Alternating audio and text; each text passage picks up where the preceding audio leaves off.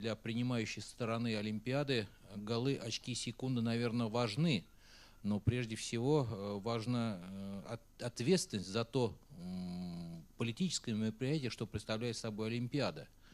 Мы проводим в России вторую Олимпиаду. В 80-м году мы проводили летнюю Олимпиаду, теперь мы проводим зимнюю Олимпиаду. И в любом случае, вот город Сочи, который у нас в России принимает в феврале зимнюю Олимпиаду, он, конечно, расположен в том месте, с примыкающей неспокойной, мягко говоря, территории нашей России, это Северный Кавказ. И надо говорить прямо, что там до сих пор действуют и бандитские формирования, и террористические организации, и тот уровень напряженности, который сейчас мы там имеем, он говорит о том, что проблем с вопросом безопасности на Олимпиаде, наверное, будет много, и это, наверное, основная проблема, на которую все обращают внимание, в том числе, как вы правильно указали, президент Путин. Я бы хотел заметить, что на сегодняшний момент уже создан штаб, и он уже давно работает, который возглавляет один из заместителей Федеральной службы безопасности, который координирует все действия тех структур, которые приданы для того, чтобы обеспечивать безопасность на Олимпиаде в Сочи. И самое главное, я бы хотел сказать, что проблема вот для меня, как человек, который занимается долгими проблемами безопасности, это в том, что на Северном Кавказе есть так называемые, как их назвать даже, шахиды, которые вообще ничем и никем не контролируются. Вот это самое, наверное, опасное. Эти люди, если их можно назвать людьми, они вообще не способны, как говорится, о чем-то думать, они просто зацелены на то, что они ненавидят нынешний строй, ненавидят Россию, и они будут делать все, чтобы испортить Олимпиаду в Сочи. Наверное, это факт, который отрицать пока никто не может. Наверное, службы безопасности, которые занимаются этой проблемой, тоже этот факт подтвердят. На сегодняшний момент те силы и средства, которые направлены для обеспечения безопасности, мне кажется, они достаточны. Финансовая сторона – это где-то около 2 миллиардов рублей выделено на обеспечение безопасности. Придано туда около 40 тысяч сотрудников МВД, по крайней мере, будут обеспечивать безопасность с моря боевые пловцы и силы Черноморского флота. Также будут приданы, я так понимаю, люди, которые занимаются горной подготовкой. То есть на сегодняшний момент то, что положено компоновать штабу для обеспечения безопасности, создано.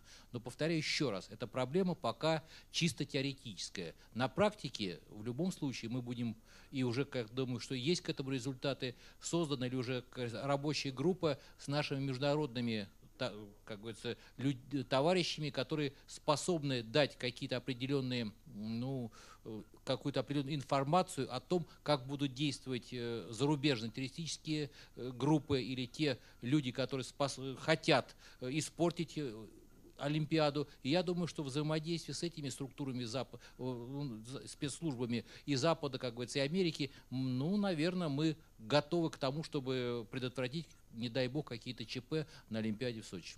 Опыт любых крупных спортивных или вообще массовых мероприятий, естественно, в первую очередь опыт Олимпийских игр, он всегда внимательно рассматривается, всегда учитывается, и, я думаю, будет внимательнейшим образом учтен и сейчас. Хотя есть некоторые особенности. Вот одну из них Сергей Алексеевич обозначил.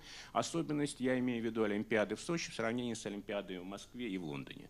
И вот первая из них заключается в том, что Сочи находится реально в зоне повышенных антитеррористических рисков, что, естественно, накладывает свой отпечаток, так сказать, на всю работу по вопросам безопасности.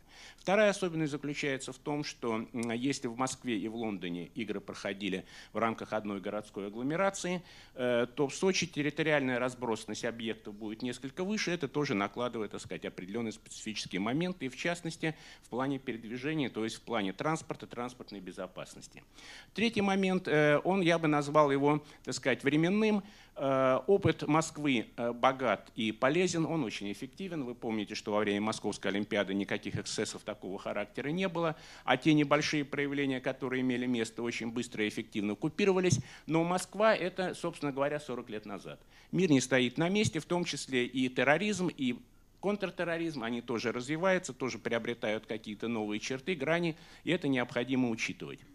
Четвертый важный момент заключается в том, что ситуация во многом будет зависеть не только от ситуации на Северном Кавказе, вот в этой зоне рисков, но и от ситуации международной, от ситуации внешнеполитической. Ну, я могу сказать, что, например, если бы игры проводились сейчас, то вполне возможно, что влияние событий в Сирии весьма ощущалось бы на позиции некоторых государств, которые, в общем-то, к сожалению, иногда используют инструмент борьбы, инструмент терроризма для борьбы, так сказать, в рамках своих политических интересов. Я думаю, что соответствующие органы приложат усилия к тому, чтобы минимизировать этот эффект, но его тоже нельзя не учитывать. Второй аспект проблемы, который мы затронули, это чисто транспортная безопасность. В этой связи надо сказать, что вопросам транспортной безопасности в последние годы в связи с рядом серьезных катастроф, которые имели место, уделяется особое внимание. Ну, внимание настолько высокое, что я бы сказал, что иногда проблематика транспортной безопасности искусственно выдергивается из общей проблематики безопасности общественной в целом. Вся концепция транспортной безопасности в стране строится на том, а она закреплена в ряде, так сказать, нормативных документов, в ряде законов. В частности, есть специальный федеральный закон номер 16 о транспортной безопасности. Она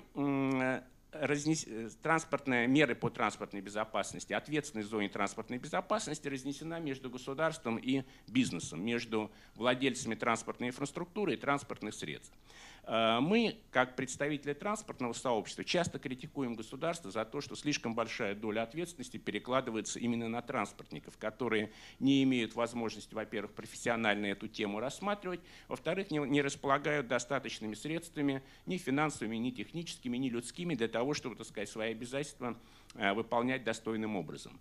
В данном случае, я думаю, что, учитывая то, что вопросы транспортной безопасности имеют особую роль в плане общего обеспечения безопасности на играх, а также то, что это, так сказать, акт достаточно скоротечный, государство должно взять на себя как бы большую зону ответственности в сравнении с обычной ситуацией на транспорте.